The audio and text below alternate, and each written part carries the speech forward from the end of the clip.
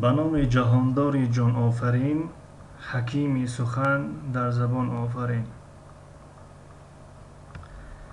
سلام همدیاران عزیز و زبان آموزان گرامی. درس چهارم است از سلسله درس های ترکی برای نوآموزان.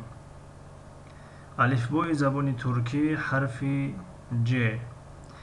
این حرف در زبان تاجیکی و روسی صدای S را دارد و در زبان انگلیسی گاه صدای S و گاه صدای K را می دهد.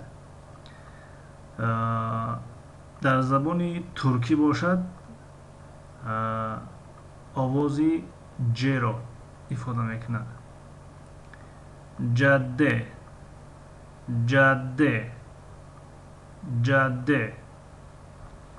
جاده خیابان، کوچه، جاده، یعنی یک کوچه وسیع را جاده میگویند.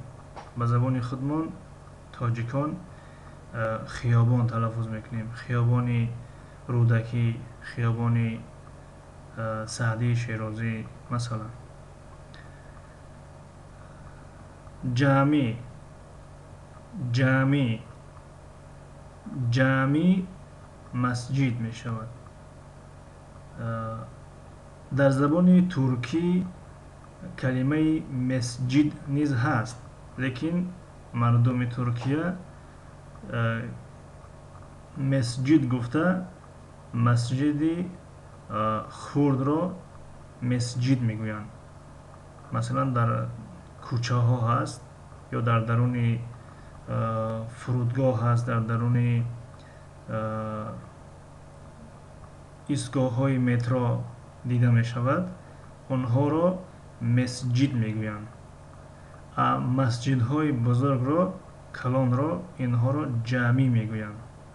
جامی مسجد. جاسوس، جاسوس، جاسوس، جاسوس در زبان تاجیکی نیز جاسوس است. جاسوس.